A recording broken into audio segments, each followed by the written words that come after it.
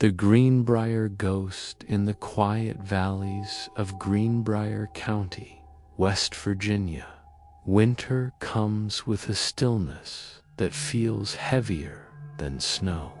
It presses on the wooden beams of old farmhouses. It muffles the wind between the bare trees. It makes the nights stretch on forever. And if you stand outside under that pale silver moonlight, you might hear the sound of boots crunching over frost-hardened ground, even when no one's there. This story is about a woman whose voice could not be silenced, not by the cold, not by death, not even by the grave.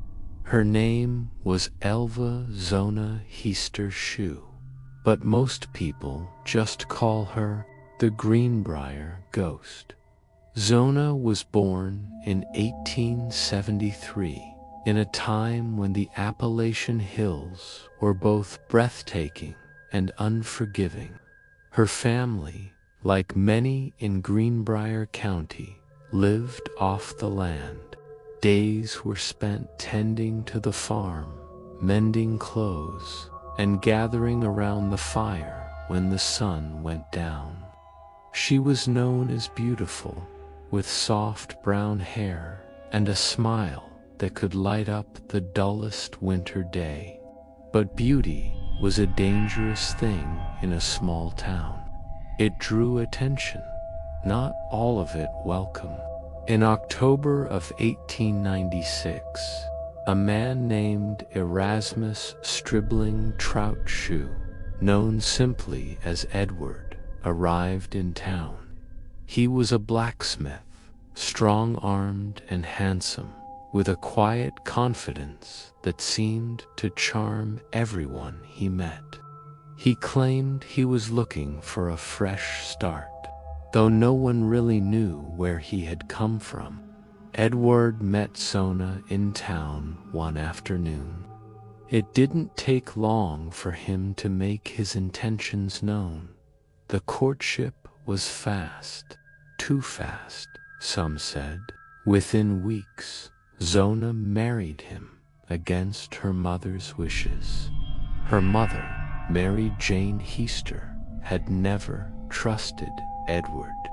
She couldn't explain why exactly, only that something about him set her teeth on edge. The winter after the wedding was bitter. On January 23, 1897, a young neighbor boy went to the Shue home on an errand for Edward. When the boy stepped inside, he froze. Zona was lying at the foot of the stairs, her body stretched awkwardly across the floor. Her eyes were open but lifeless. Her hands rested on her stomach. The boy dropped what he was carrying and bolted for home. Within minutes, Dr. George Knapp was sent for. When Dr. Knapp arrived, Edward was already there, and strangely, he wouldn't leave Zona's side.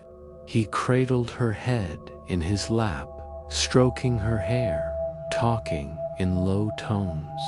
When the doctor tried to examine her neck, Edward grew tense.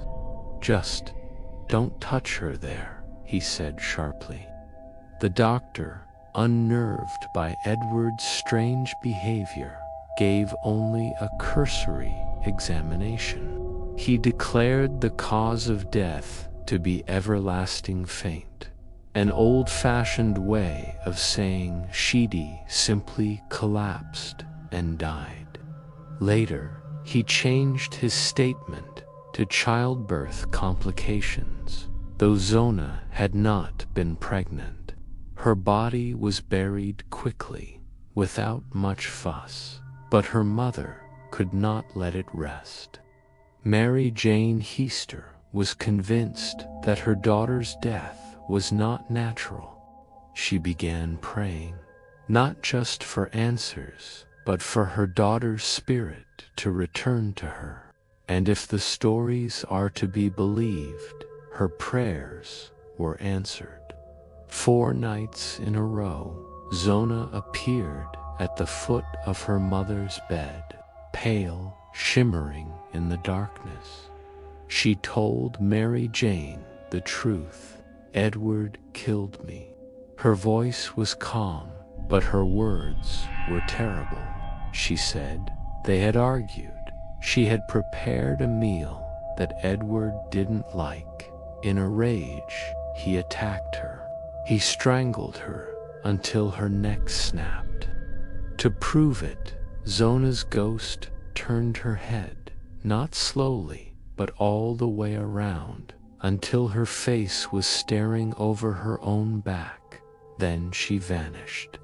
Mary Jane went straight to the local prosecutor. At first, he was skeptical. A ghost as a witness. But Mary Jane's conviction was unshakable. She convinced him to order an exhumation.